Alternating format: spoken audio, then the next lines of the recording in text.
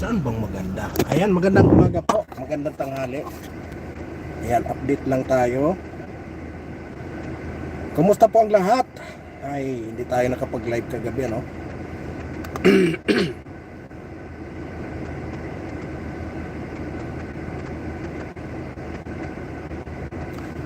Magandang tanghali po. Magandang umaga, magandang gabi sa lahat ng nararating ng live na ito. Magandang umaga po sa inyong lahat. Mapagpalang araw po. Ayan, update lang tayo.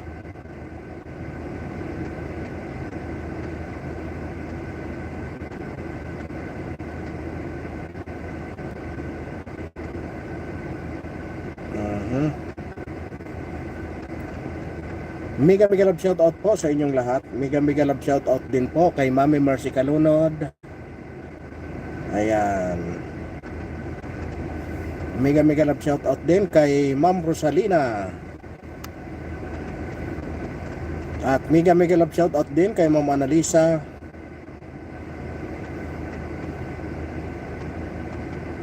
Hapdi ng mata ko, wala pa akong tulog na maayos.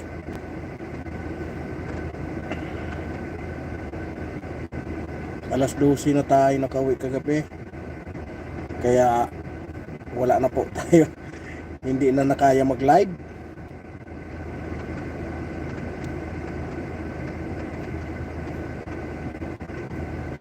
Hindi na kinaya mag-live. 12:30 na tayo nakauwi kagabi. Ayan, mega love shout out po sa inyong lahat. Mapagpalang umaga. Mamaya po magla-live ako. Mayroon tayong magandang na ngayon, magandang natisod na balita. Ito matagal ng balita pero kasi marami tayong patayin muna natin. Marami tayong ang mga vlogger daw ay fake news. Ngayon, gusto kong kayo ang gusto kong kayo ang humusga kung talagang ang mainstream media ay fake news. Fake news din or hindi. Ayan. Kung saan mayroon tayong ang dating Pangulong Duterte ay humingi daw ng asylum sa China. Ngayon China na mismo ang nagsasabi na hindi humingi ng asylum ang dating Pangulong Duterte sa kanila. No? Mainstream media ang naglabas niyan, ano? Mainstream media ang naglabas niyan, ano? Teka lang. Mainstream media din ang naglabas niyan, kaya gusto nating mapatunayan kung talagang fake news ang mainstream media. Gusto ko kayo ang humusga. Napakaganda nito, ano? Tungkol ito kay sa mag-inang Marcos, ano? Hapdi ng mata ko, wala pa akong maayos na tulog. Nakauwi kami kagabi alas 12:30. Kaya wala na tayong live. Kaya ngayon mag-update tayo. Adonis Dorsen, Warson, ano ito? Warson Resurgence God. Hi, yan. Mega love shout out kay Adonis Duster. Ayan, magandang tanghali po sa iyo. Saan ka man naroroon? Magandang araw, magandang gabi. Sa naroroon ka. Nasulok ng daigdig. Ayan, dito ka man sa Pilipinas or nasa ibang panig ka ng mundo. Ayan, mega love shout out sa iyo. Yan nga ang gusto kong kasi nga ang mainstream media ay labanan daw ang fake news. Ngayon, mamaya ilalabas ko ito, ipapaano ko sa inyo kung talagang fake news ito or hindi, kasi ang mainstream media ay labanan daw ang fake news. Ngayon, ilabas ito bago pa kapanalo lang ng Pangulong Marcos ng Kapapanalo lang ng Pangulong Marcos ng pagka-presidente. Excuse me po. Ayan, kapapanalo lang. Kung saan naglabas ng ano itong si naglabas ng ano itong dito tayo mainit. Mainit ang naglabas ng ano itong Channel 5, naglabas ng balita tungkol sa mag-inang dating ginang Imelda Marcos at kay Bongbong Marcos, ano? Naglabas ng kung saan itong nasentensihan sa court ng Honolulu, Hawaii. Yan ang ating itatapik mamaya. Hindi lang tayo makapagpwesto ngayon kasi may pasahero tayo, ano? Pero mamayang hapon pag na-i-deliver ko na yan, magla-live tayo tungkol diyan, ano? Ano ko sa inyo, kayo tumingin kung talagang fake news yan or hindi. Kasi nga ang inaano ng mga social media ay ang mga vlogger daw ay fake news. Ngayon palalabasin natin kung talagang totoo ito, no? Iaano natin kung talagang totoo kasi mainstream media ang naglabas nito, ha. Kapapanalo pa lang ng Bongbong Marcos kasi ngayon wala ka nang makitang ano sa mainstream media. Wala na tayong makitang against sa laban sa administrasyon, ano?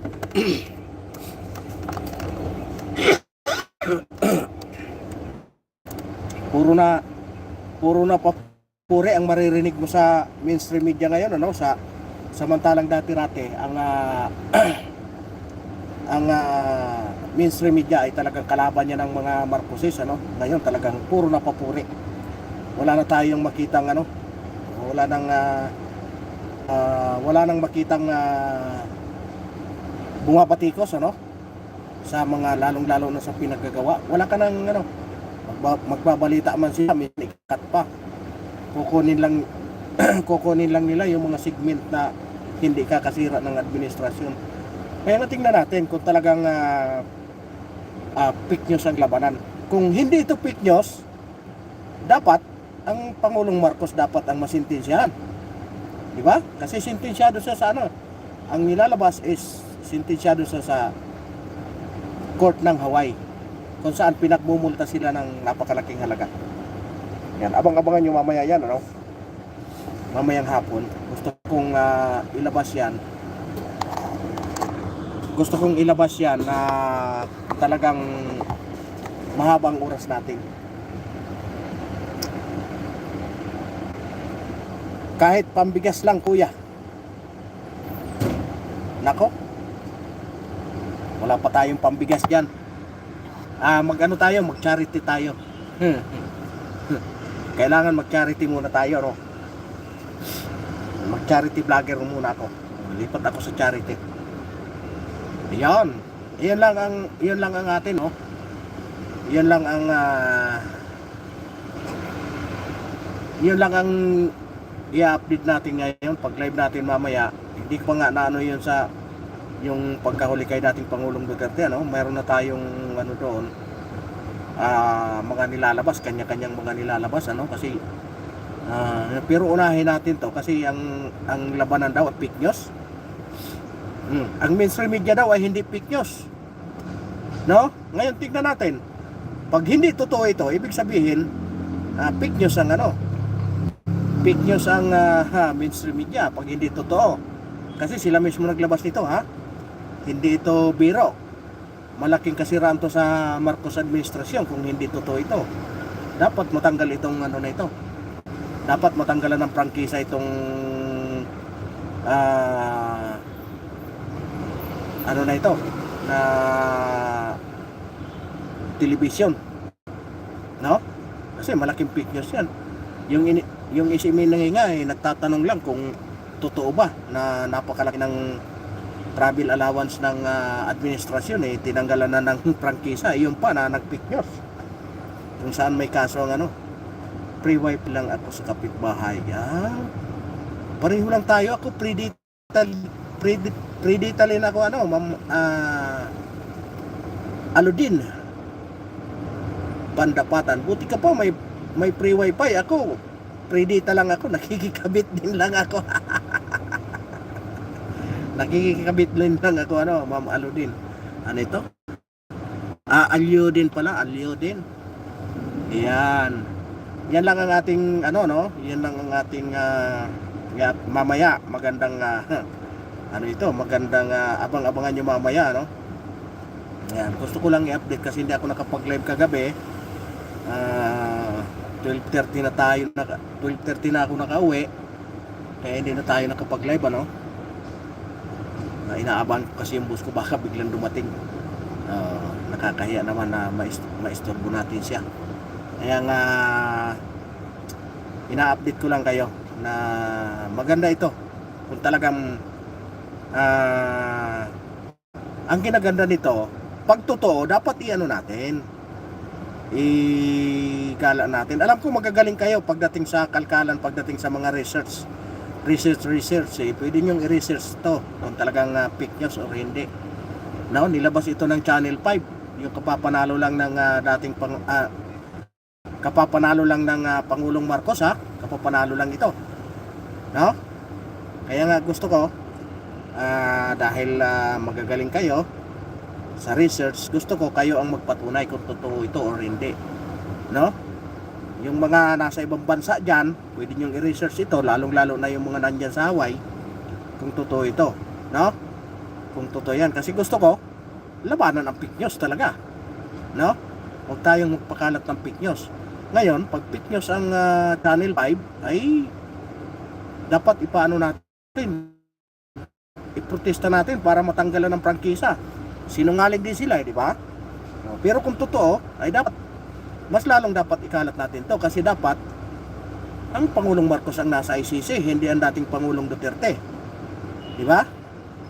Ganun lang ka ang ano natin, ang update natin. Ganun lang kasimple. Mamayang hapon, pag nakabuelo na tayo, nandoon na tayo sa sa opisina. Ayan, ano ko sa inyo, ipaparinig ko sa inyo.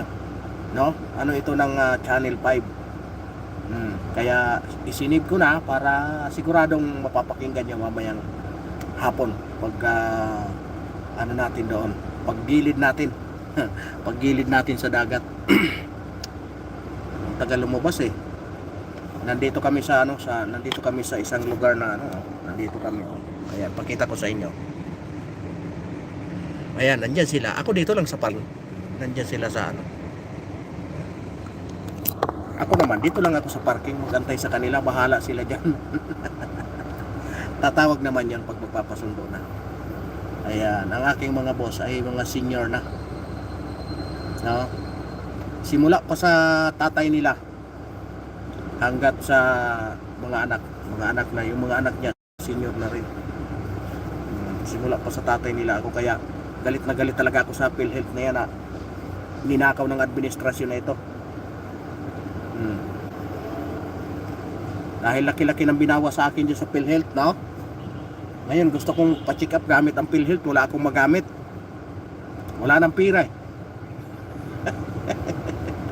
natatakot na akong magkasakit, wala nang pera ang PhilHealth paano pa natin magamit yan? Alam nyo ito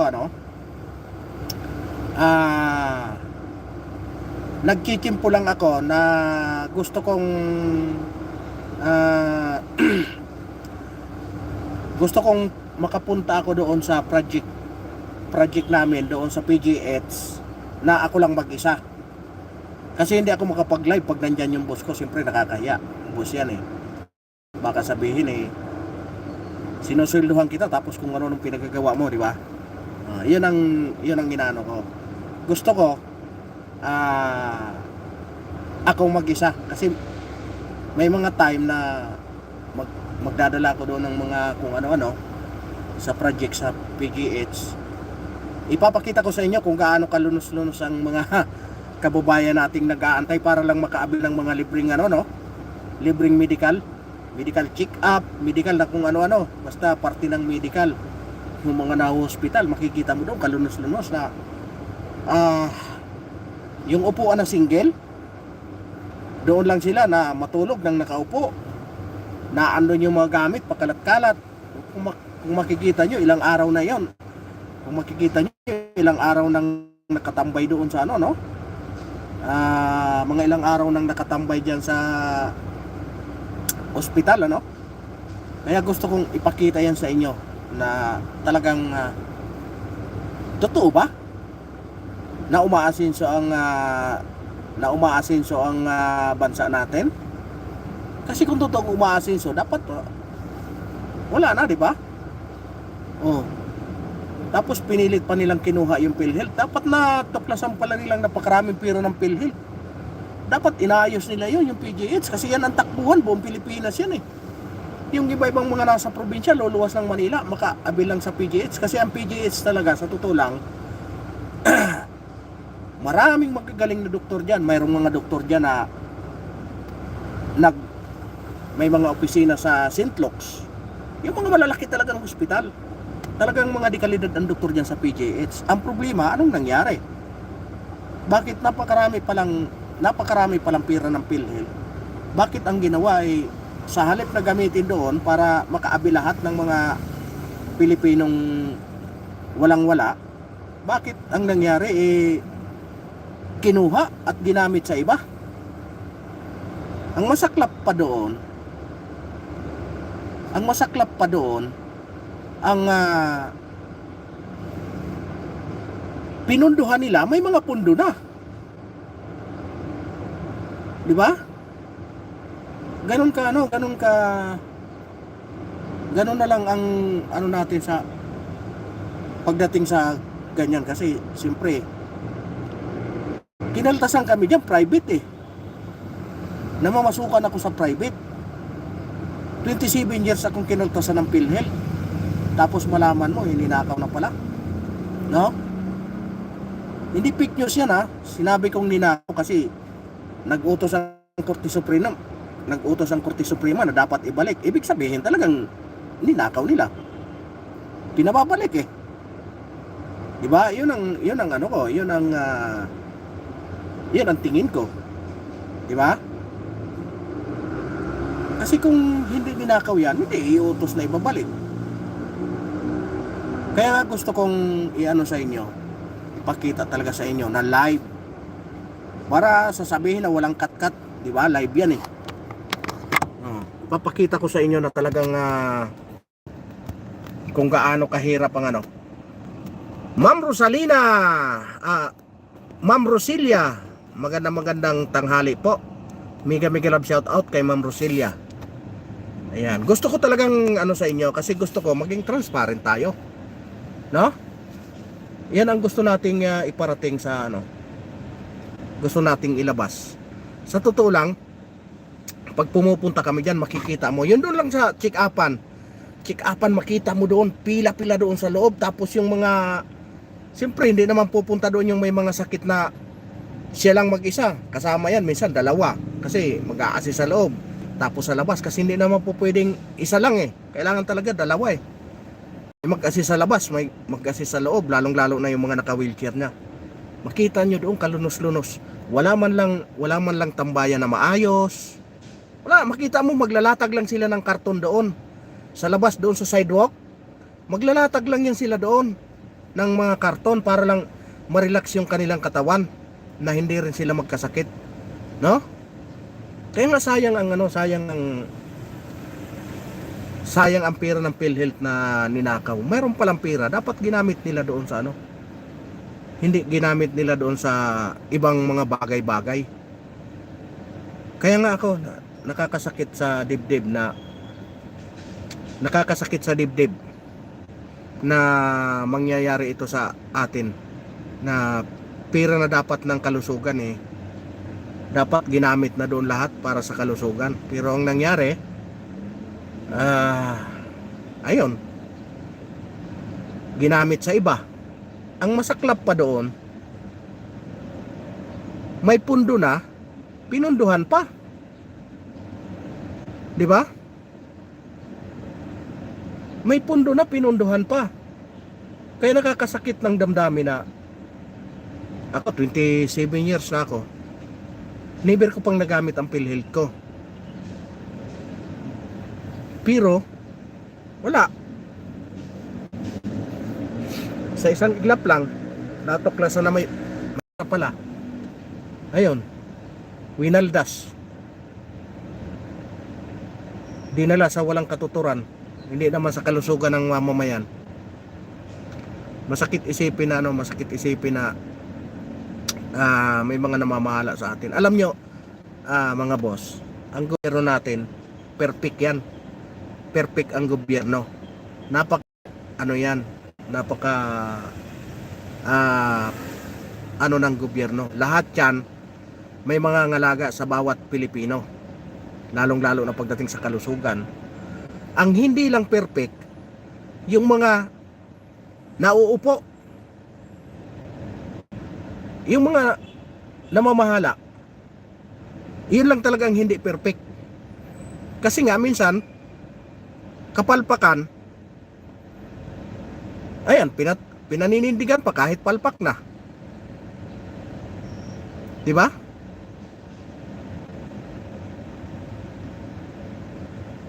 Isipin mo yan, PhilHealth natin, sarili natin.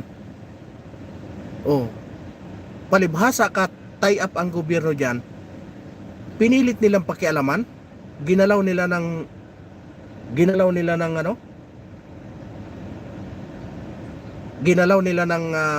hindi nalalaman ng tao.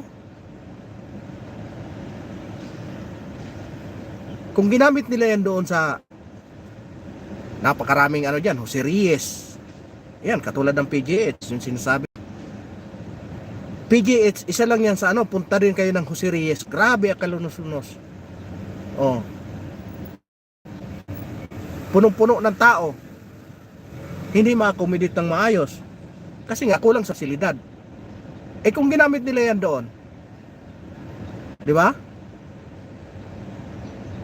Sabi nga nung tumatakbong congressman sa speech niya,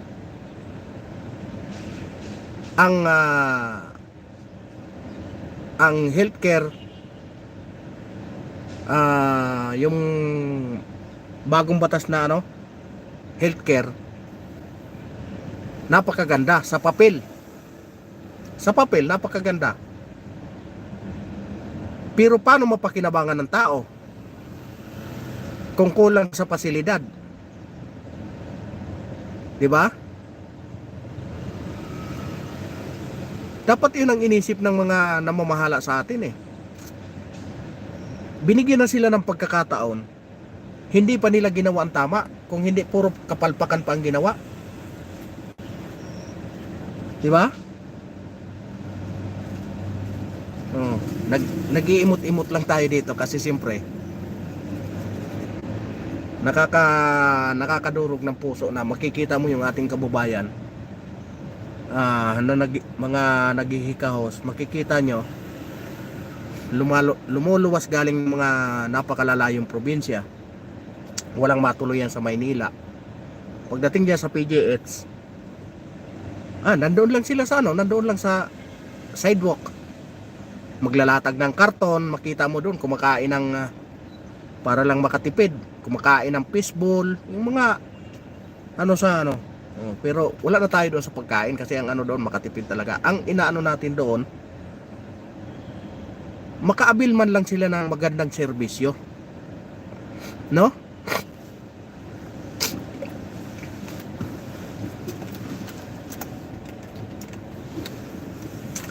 Makaabil man lang sila ng magandang serbisyo. Ang problema, bago mo maabil yun, katakot-takot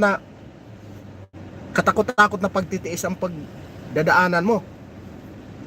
Biruin mo, kailangan mong pumila ng madaling araw kasi may limit lang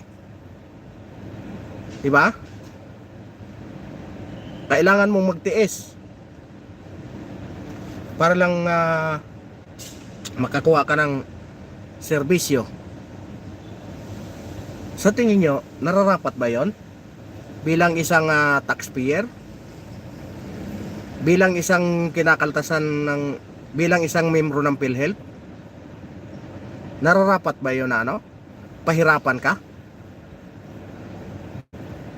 Di ba? Dapat priority ka eh. Dapat pagdating mo doon eh, na-accommodate ka kagad. Kasi nga, membro ka eh. Kinakaltasan ka buwan-buwan eh. Hindi eh. Kailangan sumunod ka sa proseso. Di ba? Kasi yan ang proseso eh. Hindi ka naman pwedeng magwala-wala pagdating doon. Kasi magwala ka doon, bitbiting ka ng gwardiya. Pag minalas-malas ka pa, presento ang bagsak mo. Di ba? Hindi mo naman po pwedeng pagsigawan doon. Bakit di niya ako inasikaso? Membro ako ng PhilHealth. Laki-laki ng ginastos sa akin. Eh paano naman yung mga nakapila doon, di ba? Paano naman yung mga nandoon na umaga pa nandoon na nagpipila, madaling araw pa. Pag ikaw naman nandoon na, halimbawa na-confine, sus, makikita nyo doon yung napakahabang upuan, makita mo yung ano, ma-relax lang yung katawan nila. Akala mo yung ano, yung upuan doon sa mga terminal ng bus. Makikita nyo yan. Makikita nyo yan yung mga upuan na parang sa terminal ng bus. Nandoon lang yan. Baluktot na liig, tulog. Yung mga gamit nila nandoon nakakalat sa gilid. Di ba? Pag hindi na nakatiis doon sa upuan, bababa doon sa sidewalk, maglalatag ng karton. May survive lang yung kanilang mahal sa buhay. Di ba? Iyon ba karapat dapat na bilang isang miyembro ng PhilHealth, karapat dapat may ganun ang sapitin ng pamilya, di ba? Ng isang miyembro.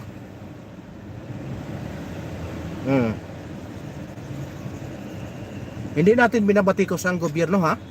Yung mga namumuno lang. Kasi hindi man ano yun, yung namumuno, katapusan yun eh. Dapat ayusin nila. Hindi nila dapat ginaganon ang mga membro. Lalong-lalo na yung lehitimong membro, lalong-lalo na yung mga senior. Libre na dapat yun eh. Pero anong nangyari? Ngayon, alam nyo ngayon may bayad na rin ang senior. Kasi nga wala ng pira.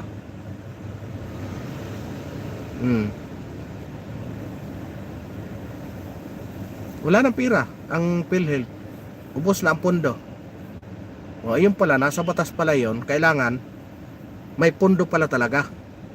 Kasi nga, yung universal healthcare, napakaganda doon sa papel. Pero yung pasilidad, wala, kulang. Paano makabigay ng tunay na serbisyo? Pangalawa, yung mga namumuno pa, palpak. Di ba? Napakaraming magagaling na doktor sa sa PGH. Pero paano may ibsan kung napakaraming pasyente naman? 'Di ba? Kasi makikita nyo galing kung saan na probinsya, may mga dalang napakaraming pang isang buwan. Ibig sabihin yung mga pamilya yung mga pamilya na naan diyan medyo hindi maganda yung kalagayan, 'di ba?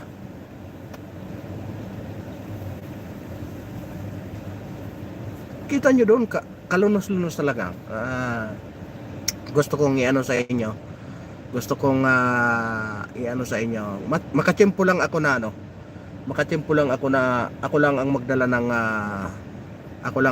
ng pangangailangan doon sa project niya sa PGH. Ipapakita ko sa inyo ang kalunos-lunos na kalagayan ng kalunos-lunos na kalagayan ng mga kababayan natin gustong makaabil ng magandang serbisyo sa mga doktor.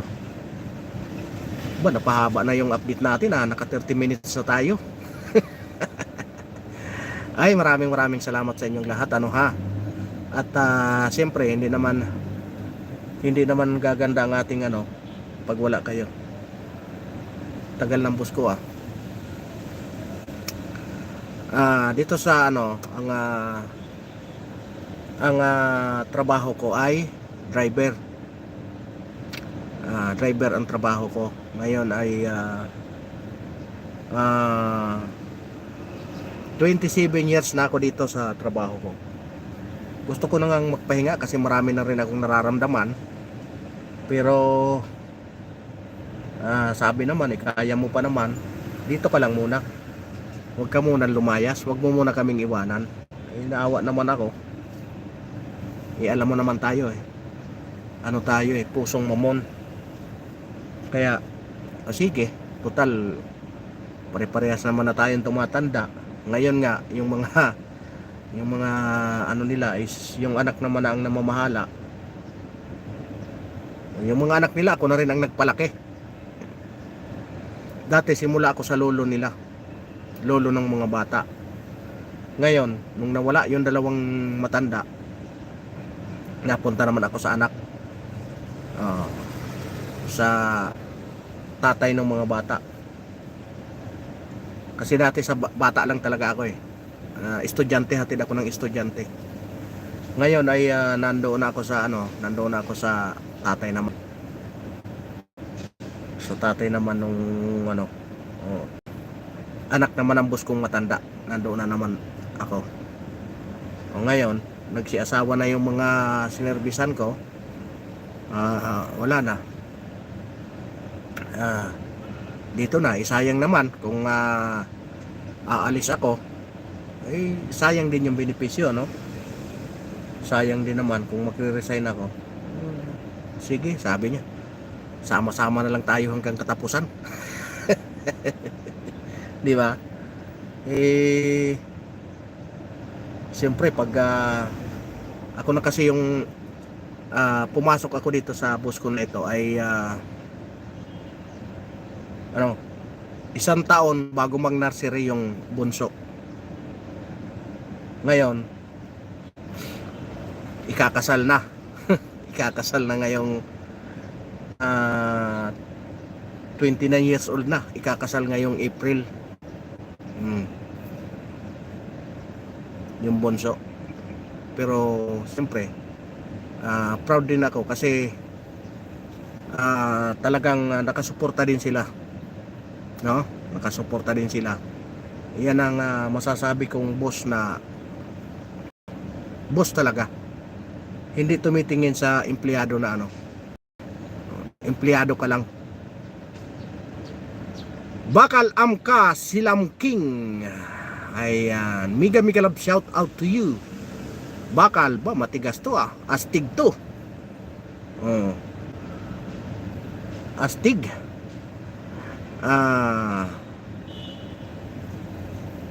From where you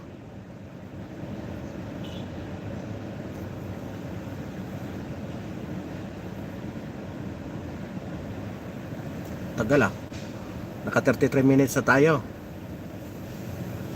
What are you from? I'm from the Philippines. And you are?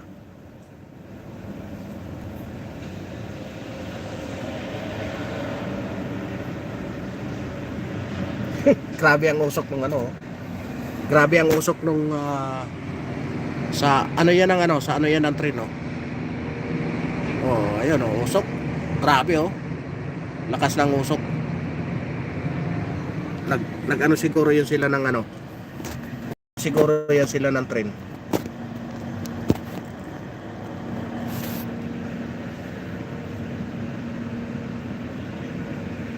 Nasa yung naparadahan ko kasi ngayon nasa Turkey. Yung naparadahan ko kasi ngayon ang naparadahan ko ngayon sa ilalim ng maintenance ng MRT. Yan, nandito sa ilalim sa ilalim nito ang motor pool ng train. Tapos doon yung release, yung pinakita ko sa inyo umuusok. I love you. I love you too.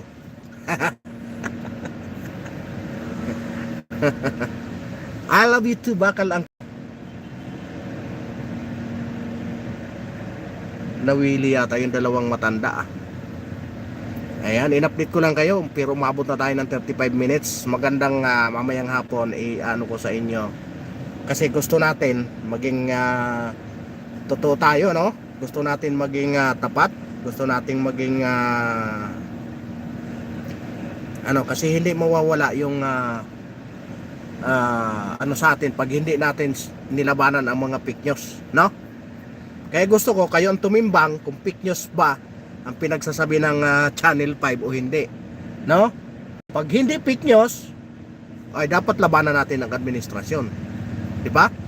Dapat pagbayaran nila yan, no? Ganun dapat ang labanan, ano? Kaya nga siyempre lahat tayo labanan ang fake news, no? Gusto nating gusto nating ilahad dito ang katotohanan. Huwag tayo doon sa hindi totoo, no? Bakal Angka gifted 5 boss DTV. Yan, thank you Bakal Angka for membering.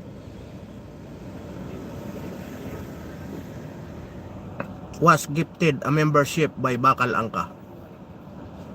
Thank you very much. Gifted 5 boss for membership. Thank you Bakal Angka. Welcome to the Boss DTV.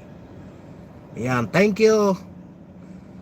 Jefferson Oxales Kalimbang Boys was gifted membership by Bakal Angka. Ayan.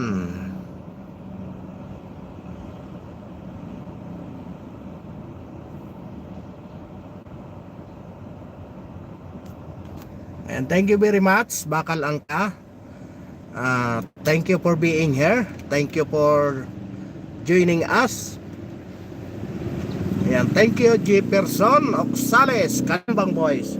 Kalimbang Boys, tanong ko lang Jefferson Oxales, Kalimbang Boys ba ito yung ng Bukana Vloggers? Tama ba? Tama ba? Kasi kung itong May, darating na May, itong aming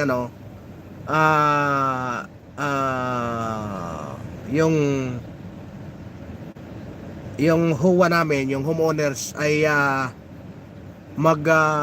outing. Ang target namin ay dyan sa Bukana.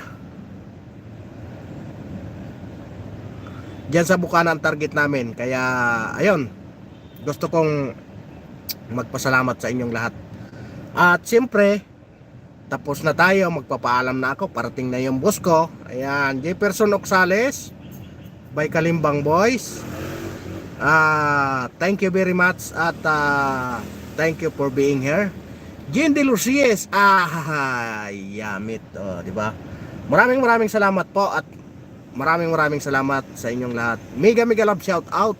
MD is for Ebes. Yan, thank you very much. Maraming salamat po. At mega love shout out sa inyong lahat. God bless us all. Ayan, bye bye.